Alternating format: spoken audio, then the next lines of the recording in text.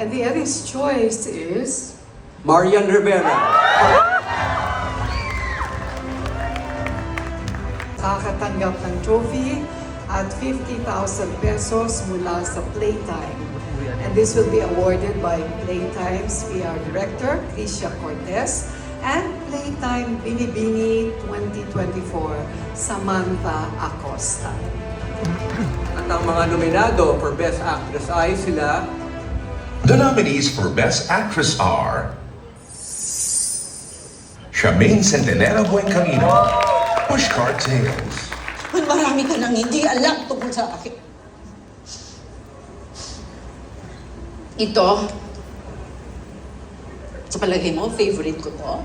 Carlita Segundino. Ito ang tawag ko sa'yo. Fruit cocktail.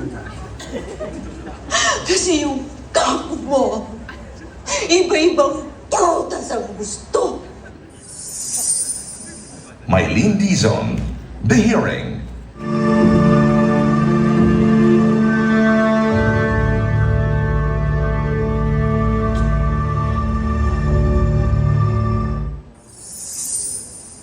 Jane Oineza, Love Child. I'm sorry, ma'am. I am a mother of a child with autism. I send my son to school every day. I prepare his food every day. I wake up at 4 a.m. to help him every day. And I stay up late until 12 midnight for work every day. Sue Prado, Your Mother's Son. Ano? Kailan pa kayo nagtitirahan ni Ami? Kailan mo pa ako niloloko? Hindi mo ako ulit. Sarah, patawarin mo naman ako. Hindi mo ako ulit, Sarah. Hindi na talaga mo ulit. Ano po na agad? Subukan mo ulitin. Gagawin ko bulis. Ano mo ko maluloko? Hindi ko maluloko. Marian Rivera, Balota. Sandali lang, please. Sandali lang.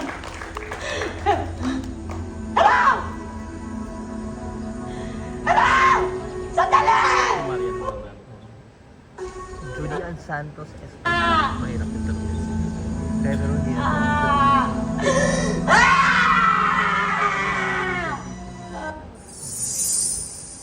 Judy Ann Santos, Espantao. Alam ko na lahat ng plano mo, Jack. Ang ubusin kami lahat.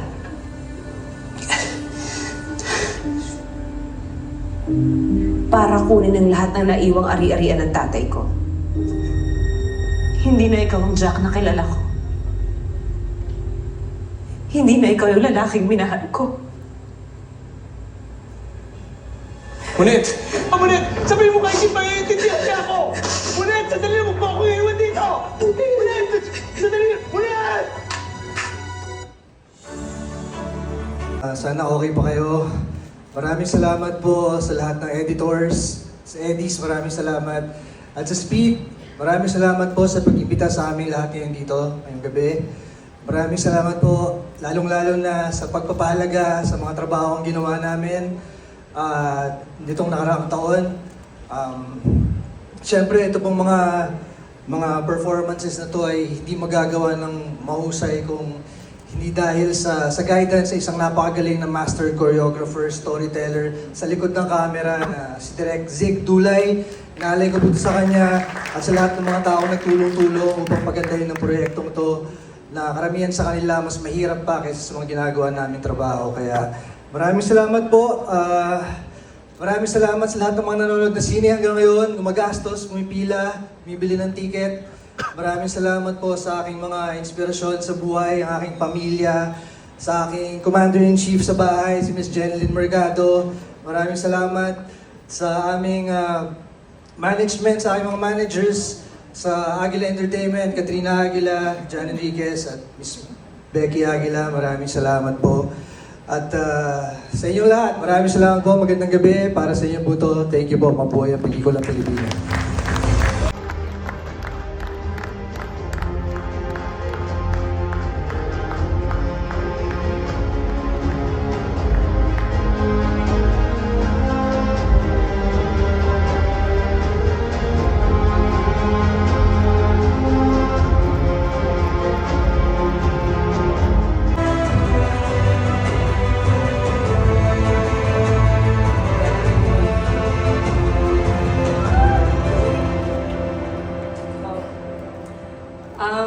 Magandang gabi po sa inyong lahat.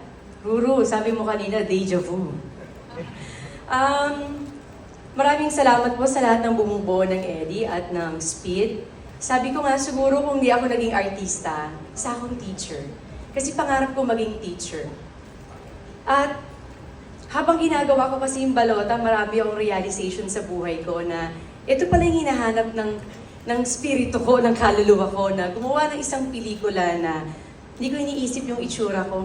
Aarte lang ako na naaayon sa emosyon at mga eksenang dapat kong gampanan. Kaya naman, sabi ko, yung mga teacher talaga, yung pagbubuwis na ng buhay para bantayan ang mga boto ng bayan, ibang klase talaga ang ginagawa nilang trabaho at hindi yun madali para sa kanila. Kaya naman ngayong gabing ito, nais kong ibahagi ang tropeyong ito sa lahat ng guro na hindi lang dahil sa pagbabantay ng mga balota o pagboto natin, kundi sa araw-araw na pagtuturo sa mga estudyante, walang sawa na nagiging pangalawang magulang ng mga estudyante. And of course, gusto ko din ibahagi ang tropeyong ito sa lahat ng nakasama ko sa aking pelikula sa likod at harap ng camera, especially Direk Kip. Maraming salamat sa iyong pagtitiwala. Nasabi ko din, kaya ko bang gampanan si Teacher Emmy? Sabi niya, gawin mo na 100% na walang pag-aalinlangan. Direk, salamat sa buong tiwala mo sa akin para gampanan ito. And of course, lastly, nais kong ibahagi ito sa lahat ng mga tao na mayroong concern sa ating bayan. Kailangan nating lahat magsama-sama, magtulong-tulong. Alam natin kung ano ang sakit ng ating bayan at hindi natin ito dapat tinatanggap. Muli, marami pong salamat. And of course, Lord, lahat to para sa'yo. Thank you! Ay, grabe. Di ko alam. Ikatlong parangal ko na ito para po sa Best Supporting Actor sa Green Bones. At hanggang ngayon, hindi pa rin po talaga nagsisink in sa akin na grabe ho yung mga biyaya na natatanggap ko ngayon. Ito hong parangal po na ito, siguro pinakaunang pinagpapasalamat ko ito sa Panginoon Diyos. Kasi siya po ang dahilan kung bakit po ako nandito ngayon. Noong mga panahon na ginagawa ko yung Green Bones, sa totoo lang, grabe po yung pressure. Kasi syempre, isipin ba naman, kasama ko, Dennis Trillo, napakahusay. At ang gumawa pa ng pelikula namin, si Sir Ricky Lee, na ating national artist. At idinirect pa po ito ni Direk Zig Dulay. Sa totoo lang, parang nagkaroon po ng pagkakataon na kinwestiyon ko kung karapat-dapat ba ako sa pelikula na ito. Pero naramdaman ko nung first day ng shooting namin, naramdaman ko na para bang may kakaiba na kumurot sa puso ko. At siguro yun yung pinaramdam sa akin ng Panginoon Diyos na basta ibigay mo lang lahat na makakaya mo para sa pelikulang to at magbubunga lahat. So, binuhos ko po lahat from the preparation ng pelikula na ito mula po sa mga workshops, kahit na nanggagaling ako ng taping, dediretso ng workshop, workshop after workshops, for 8 hours, sa tulong po ng aking acting coach at ang aking mentor na si Jay Cruz. Maraming salamat. Hindi po natatapos doon ang pag-aaral pagdating po sa larangan ng pag-arte. Para po sa akin, ito po ay panghabang buhay na pag-aaral. Hindi ka po dapat masatisfy sa kung ano yung mga parangal na natatanggap mo. Dahil para sa akin, ito pong parangal na ito ay magsisilbing paalala sa akin na patuloy na ibuhos ang lahat ng aking mga kaya at tunay na walang imposible. Kumbaga, basta binubuhos natin ang lahat, meron tayong determinasyon, pagmamahal sa ating ginagawa, pinupusuan natin lahat ng ating ginagawa, tunay na walang imposible. At hindi ko po ito makukuha ng dahil lang po sa sarili ko. Dahil po ito doon sa lahat ng taong nagtiwala sa akin. Una po sa lahat, Miss Nessa, thank you. Because isa ka sa tunay na nagtiwala sa akin, ikaw ang nagsabi na bagay ako para sa role na ito. Kahit na dinadoubt ko yung sarili ko, ikaw never ka nag-doubt sa akin. And of course, to my Sparkle family, from Miss Annette, thank you so much. Nandiyan ka lagi to support me at i-guide ako. To Miss Joy Marcelo, of course, Boss Vic, nandito. Ang aking manager, Kuya Che, ang aking handler na talagang nakikipaglaban para sa akin. Si Anton na aking EA na 15 years na yata. At syempre sa aking pamilya.